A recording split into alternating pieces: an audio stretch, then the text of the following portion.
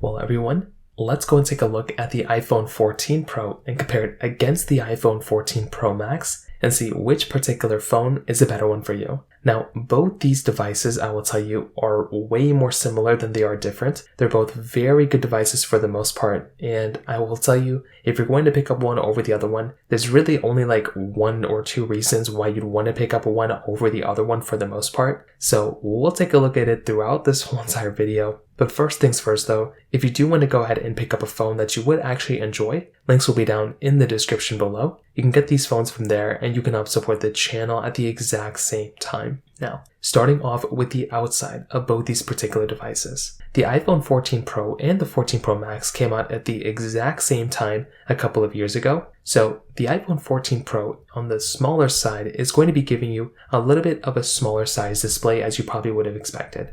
It's going to be giving you a 6.1-inch LTPO Super Retina XDR OLED display. Now, this type of panel and this type of phone, I think definitely looks very good for the most part. Like, you're going to be able to go through and get like a very decent looking display. It's going to be giving you 2000 nits of brightness. It's 120 hertz as well. So I actually do like having a phone like this for the most part because it is going to look and feel very good. So I think the display looks very good. You're getting the dynamic island, which is very nice. And I will tell you, for the most part, being able to go through and buy a phone like this is actually a very nice thing to be able to go and buy. So I do think this type of phone, it looks good. There's not too much to really complain about here, and it is a really decent phone when it comes down to it. With the iPhone 14 Pro Max, this phone is going to be giving you a 6.7-inch LTPO Super Retina XDR OLED display. So it's a substantially bigger sized panel, and although the numbers are still in the 6-inch display sizes, it is a really big difference here. So you are going to be getting like a pretty big size difference, and I do think this in and of itself is another kind of interesting thing to kind of keep in mind here, because if you're going to go through and like pick up a phone,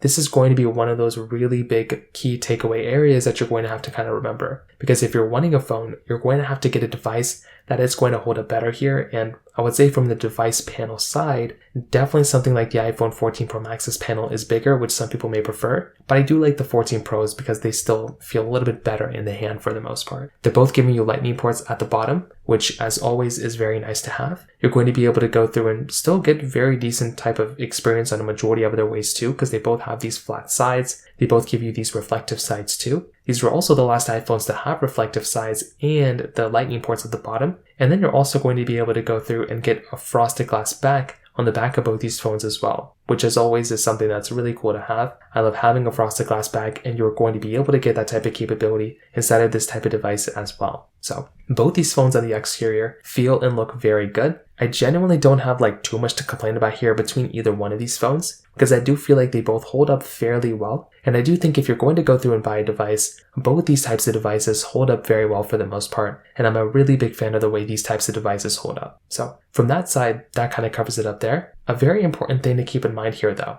is that when you take a look at both these devices, the iPhone 14 Pro, this is one of those things where it's going to be a little bit cheaper than the iPhone, 14 Pro Max. So on average, if you're trying to go through and get a device, this is one of those types of phones that you're going to look at, and you're probably going to be getting an overall better type of experience in terms of a price tag standpoint on something like an iPhone 14 Pro than the 14 Pro Max. But for some people, they might want to spend more money or feel better of spending a little bit more money on something like an iPhone 14 Pro Max if it means they can get a little bit of a better display. So I do think from that side too, that is in and of itself another really important thing to kind of keep in mind there as well. So from that side, that kind of covers it up there too. Now on top of that, another really important thing to keep in mind here too is the fact that between both these phones, I kind of do feel like when you're looking at both these types of devices, there's not really, when it comes down to the cameras, there's not really a big difference here.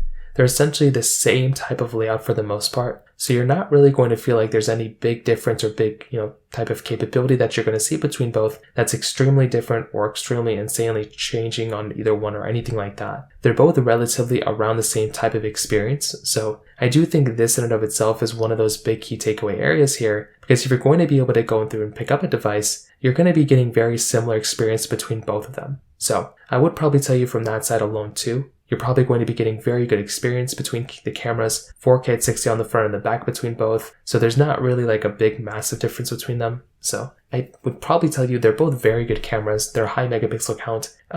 When I look at something like the iPhone 16 Pro Max, the only big things is like the new little tiny features, but there's not really anything within those types of phones that I look at that I wish I could get on like my current generation device, for example. So from that side too, that kind of covers it up there as well. Now, on top of that, another very important thing to keep in mind here as well is that when you take a look at, both these phones, because they are so similar, they're both basically going to be giving you the same type of software longevity when it comes down to it. So they have the same chipsets, they have basically the same everything else across the board too. So there's not really going to be anything that you're going to see between both these devices that, you probably couldn't have experienced on any other phone. Like, I really do think they're both relatively the same type of device when it comes down to the software experience. So if you are wanting the phone that is going to be giving you better longevity, you're going to have to go for something like the 15 Pros or the 15 Pro Maxes, because these ones are giving you the same type of experience when it comes down to that side. So once again, from that particular situation, that kind of covers it up there too. Now, on top of that, when it kind of comes down to essentially their, batteries, this is a big feature why some people may actually prefer something like an iPhone 14 Pro Max, right? This one is going to be giving you a little bit of a better size battery. So that right there is going to be a big advantage for a device like that. So that right there, I think, is going to be one of the bigger key takeaway areas here, because you're probably going to want a device that's going to be giving you a better experience. And with something like the iPhone 14 Pro Max, that battery life is going to be basically the same time. It's going to be better than the iPhone 14 Pros. So from that side too, that kind of covers it up there as well. Now, finally, when it comes down to the performance, they're both giving you basically the same type of performance. They're both giving you the Apple A16 Bionic chip inside, and they're both giving you 6 gigabytes of RAM. So from that side too, you're basically getting the same type of experience for the most part. So there isn't really even that big of a difference between these two phones when it comes down to that side either. Like, they're both relatively the exact same type of device and relatively the exact same type of experience you're going to be getting as well. So once again, what even would be the point of getting a device like these when you're basically getting the same type of experience for the most part within these types of devices? So that's kind of how I see it for the most part. If you're kind of wanting to get the device that's going to be giving you an overall better type of experience, it does make a lot more sense to go and buy a device that's going to be giving you a little bit of a better type of experience in other ways. And I genuinely don't think either one of these phones are going to be giving you like that big of a difference that you have to really worry about. So to kind of sum it up, what I definitely will tell you is that I'm a big fan of both these types of devices, right? Like, I do think both these phones are very good. You don't really have that much to complain about here between either one, but I do think for the everyday average person, a phone like an iPhone 14 Pro, the smaller one, might be the better one here for some people. Like, that one might make more sense to go and pick up rather than something like an iPhone 14 Pro Max. And I only say that because of the size. I do think the 14 Pro Max has some features, things like the bigger size display, and also being able to go ahead and buy a phone that's also going to be able to go through and like give you that better type of capability. Like when it comes down to the battery, that might be an advantage that some people may prefer, but I would also say for the most part, it's not the biggest deal in the world, and you're probably going to be getting very similar type of experience on something like a 14 Pro. So from that side too, that kind of covers it up there as well. If you have any other thoughts or questions, please let me know in the comment section below. Hit the like button, that'll mean so much, but definitely hit that subscribe button. More importantly than everything else, I love every single one of you guys. Hopefully I'll catch you guys in the next video. Peace out till then.